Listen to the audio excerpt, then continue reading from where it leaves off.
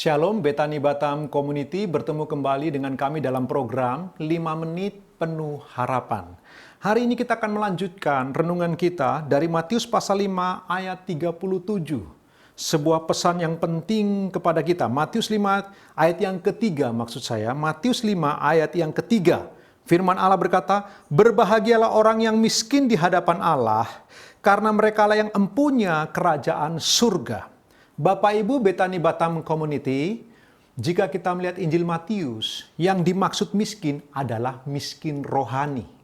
Tapi kalau Bapak Ibu membaca dengan cermat di dalam Injil Lukas, miskin yang dimaksud sungguh-sungguh miskin materi. Dan firman Allah berkata, berbahagialah. Ingat kemarin kita belajar kata berbahagialah sebenarnya secara harafiah, diberkatilah.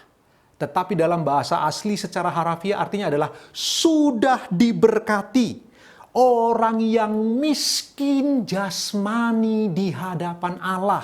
Kemarin kita belajar sudah diberkati orang yang miskin rohani di hadapan Allah. Iya, kesadaran kita bahwa kita miskin rohani, kesadaran itu datang dari Allah.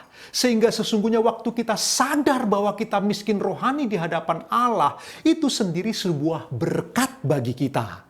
Nah sekarang hari ini, jika kita punya kesadaran, tidak peduli berapa miliar tabunganmu, tidak peduli berapa triliun duitmu di bank, di hadapan Allah kita miskin. Kesadaran bahwa kita miskin secara jasmani, sesungguhnya orang yang seperti itu sudah diberkati oleh Tuhan. Karena kesadaran itu pun datang dari Tuhan. Bapak Ibu ingat baik-baik.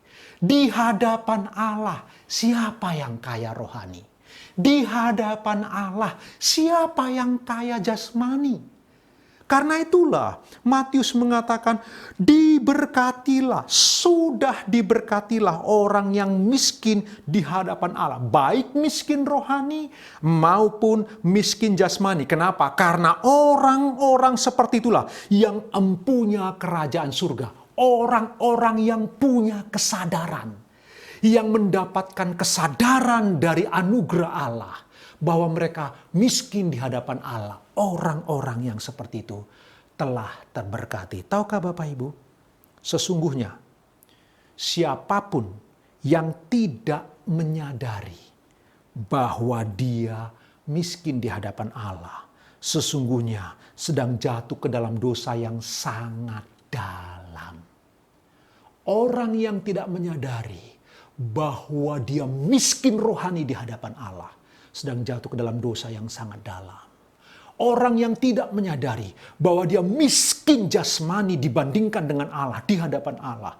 Orang itu sedang jatuh ke dalam dosa yang sangat dalam. Karena sesungguhnya sampai kapanpun di hadapan Allah kita ini miskin senantiasa. Tahukah Bapak Ibu yang dikasihi oleh Tuhan, kita terus akan berhutang kepada Allah. Ketika kita coba membalas hutang kita kepada Allah yang tak terbalas itu, Dia malah memberi kita berkat yang lebih besar lagi. Ketika kita berusaha mengembalikan yang terbaik kepada Allah, Dia beri yang lebih besar lagi. Itu sebabnya setiap hari hutang kita tambah banyak, tambah banyak, tambah dalam, tambah dalam, tambah dalam.